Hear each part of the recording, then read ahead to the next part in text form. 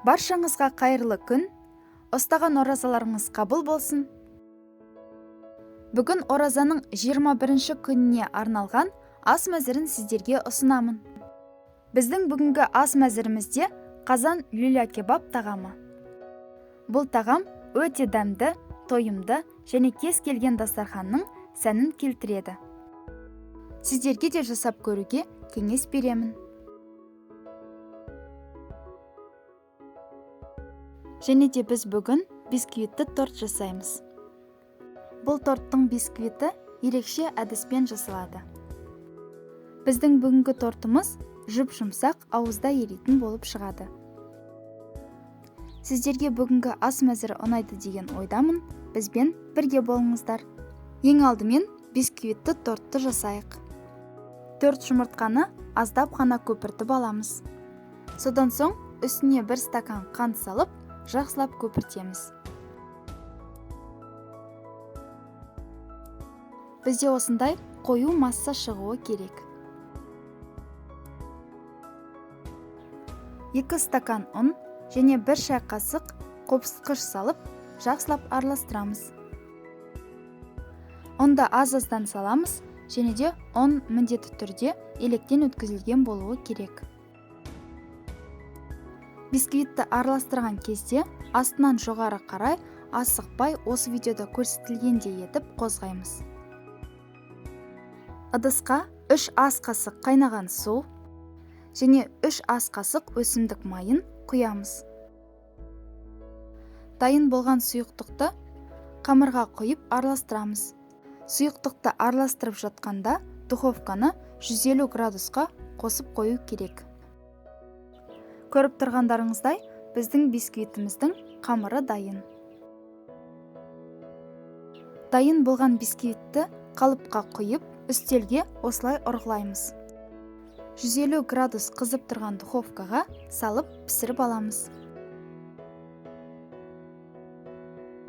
Біздің бисквитіміз де пісті. Бисквитті дәл осы әдіспен пісіретін болсаңыздар, бисквиттің іші құрғақ болмайды. Жұп-жұмсақ болып піседі. Ал енді тортқа крем жасайық. 1 стакан сливкиді көпіртіп аламыз. Және де 100 грамм творожный сырды, 60-80 грамм аралығында сахарный пудрамен араластырамыз. Сахарный пудраны тәттіні жақсы көруіңізге байланысты салыңыз. Ал енді көпіртілген сливки мен творожный сырды бірге қосып араластырамыз.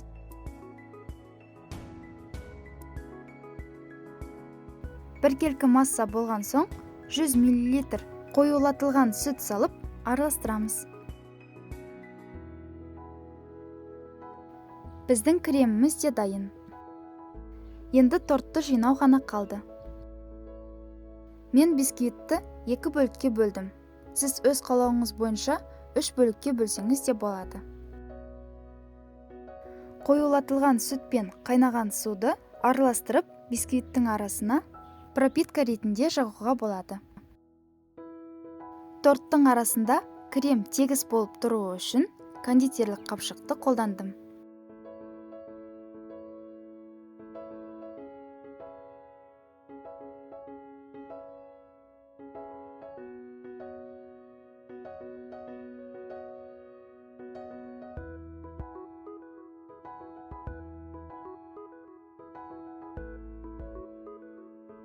Және де мен тортты қарапайым етіп безендірдім. Сіз өз қалауыңыз бойынша шоколадпен немесе тағы да басқа безендіретін құралдармен безендірсеңіз болады. Және де мен торттың бетіне какао ұнтағын себіп шықтым. Біздің тортымыз да дайын. Бұл торттың сыртқы көрінісі қарапайым болса да, ерекше, өте дәмді бисквитті торт болып шығады. Тортты жасап болған соң, міндетті түрде тоңазытқышқа 2 сағатқа қойыңыз. Сонда торттың кремі бисквиттің арасына сіңіп, өте дәмді болады. Ал енді қазан люля кебабымызды пісіруге кірісейік. Құрғатылған нанды блендердің көмегімен ұсақтап аламыз. Блендерға қызыл болгар бұрышы, сарымсақ және пияз салып, барлығын біркелкі масса болғанша араластырамыз.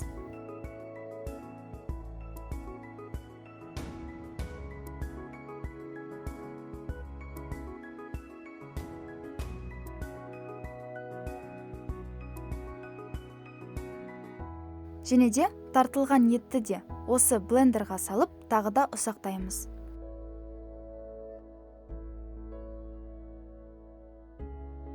Біздің етіміз осындай жұп-жұмсақ болуы керек. Және де ең соңғы етті блендермен ұсақтап жатқанда, дәмдеуіштерді де бірге қосамыз.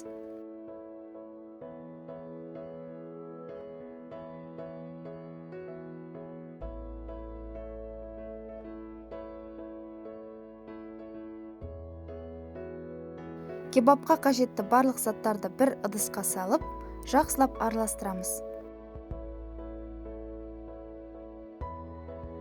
Етті біркелкі етіп араластырып болған соң, 5 минуттай осылай ұрғылаймыз. Сонда ет бір-біріне жақсы жабысады. Еттің дайын болғанын осылай тексеруге болады. Дайын болған етті бетін жауып 15 минутқа тындырып қоямыз. Осы уақыт аралығында картопты маринаттап қуырамыз. Картопты маринаттап жатқан кезде міндетті түрде картоп құрғақ болуы керек. Люля кебаптың ингредиенттерін видеоның астындағы описаниеда қалдырамын. Қазанға май құйып, жақсылап қыздырамыз. Қызып тұрған майға маринатталған картоптарды салып, қуырып аламыз. Картоптың барлығы біркелкі болып қуырылуы үшін мен 2 бөлікке бөліп қуырдым. Картоптың екінші бөлігін қуырып жатқанда, маринатталған етті шпажкеға қадап шығамыз. Етті ұстамас бұрын қолды осылай сулап алу керек.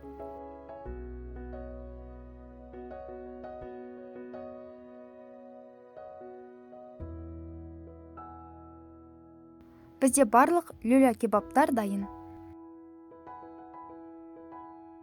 Енді осы кебаптарды орташа қызып тұрған майға салып, қуырамыз. Газдың асты тым жоғары болмау керек.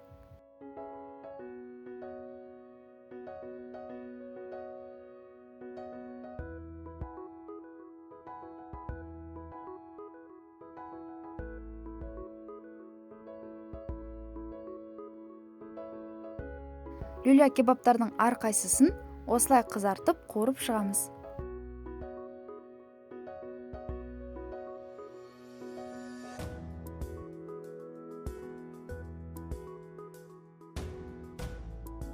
Еттің барлығын қуырып болған соң, майды сүзгіштен өткізіп, сол майдан жарты стакан құямыз. Содан соң қазанның түбіне барлық қуырылған картоптарды салып шығамыз. Үстіне дайындап қойған кебаптарды саламыз. Ең соңында жарты стакан қайнаған су құйып, бетін жауып, жарты сағат ең төмен отта бұқтырамыз. Біздің ең дәмді, ең тойымды тағамымыз да дайын болды. Бұл тағам кез келген дастарханның көркіне айналары сөзсіз. Сіздерге ауызашардың 21 күніне арналған ас мәзірі ұнады деген ойдамын. Сіздер де жасап көріңіздер, ұстаған оразаларыңыз қабыл болсын. Келесі кездескенше.